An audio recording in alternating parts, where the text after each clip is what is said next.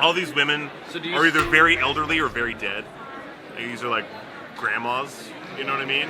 These were like photographed in like the 50s and 60s. Yeah. I like thinking that. I think it makes it like more wholesome somehow. You know what I mean? Like, this is someone's grandma. My history with TCAF, it's kind of brief. This is only the second year that I've ever done TCAF. It's very nice to be here. I'm thankful to be here because there was many years where I didn't get to be here.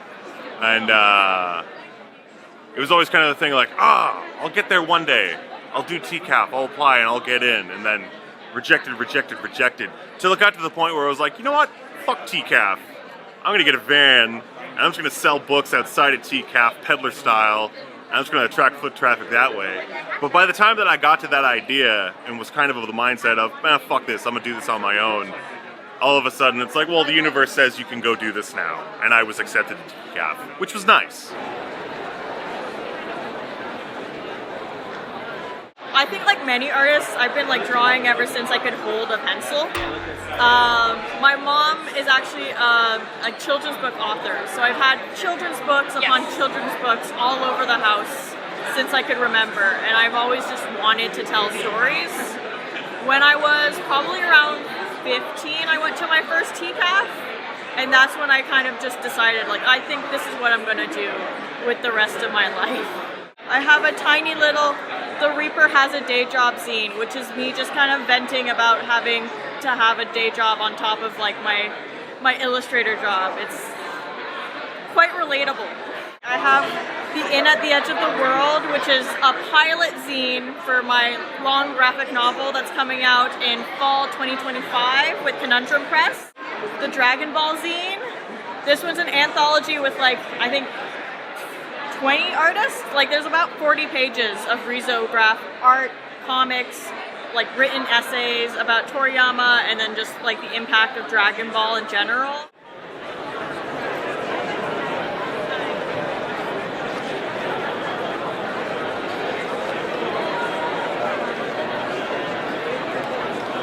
I started TCAF 6 years ago doing a comic book called All of This, a one-shot. This is my third time. This is my third time here. I'm showcasing our new book, The Colony. It's a story about a comet that hits the Earth, awakening a prehistoric fungus, which claims to be our creator god, and is threatened because it's losing its food source. And so it's about the survival within that world because it's taking it back from us. This issue here is kind of like the introduction to the webcomic. So you can eventually, this is going to be released in the webcomic book week by week, these issues. And once this is fully online, we're going to continue the story online. And eventually it's going to become a graphic novel.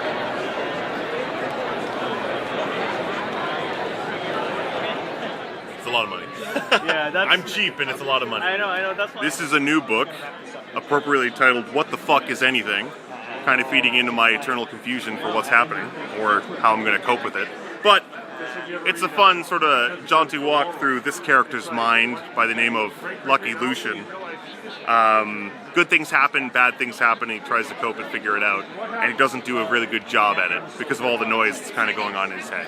It's a little bit personal in the way that There's a reference a lot of young people. there's some things I'm working through too with the character. And I really enjoyed making it. Hopefully people will enjoy reading it. Brick is like a wordless comic, good for readers of all ages, nominated for a Doug Wright Award for Best Children's Comic in 2019, and the fourth volume came out today. That's a TCAF debut. Brick started in a comic jam. Someone drew a brick, I drew arms and legs on the brick, and all of a sudden Brick was born, and I thought this character has legs, literally. And from there, it just kind of went on to become like over 200 pages of Brick comics, and that was where I'm at. Check out the new book. Each book is standalone. You don't have to start at the beginning. But yeah, I just encourage everyone just to get to TCAF and just find a book that works for them, because there's so many options here. It warms my heart whenever anyone reads my book and I see them laugh and they get entertained. That's what it's all about. Well, Robb Mirsky over here has got some amazing books. Check out this dude's table. Yeah, I draw classic, funny comics, I suppose. My newest humor mag, if you will. In the vein of like Mad Magazine and like just sort of classic comedy tropes, slipping on banana peels, and fun stuff. And I really just want to make people laugh.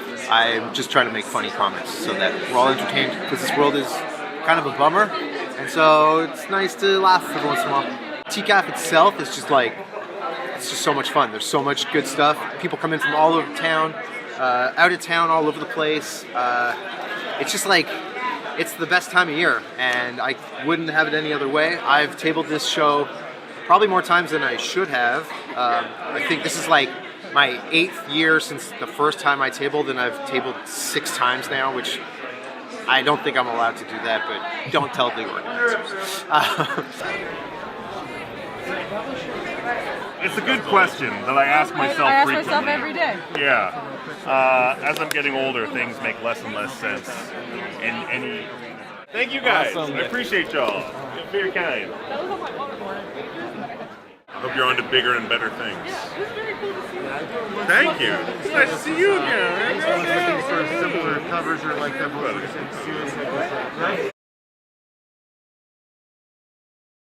Can I say fuck? I said fuck. It's also in the title of the one book. What the fuck is anything? Available now from me, right here. And at all fine book retailers. Actually, that's not true. No fine book retailers are going to carry a book called What the Fuck is Anything.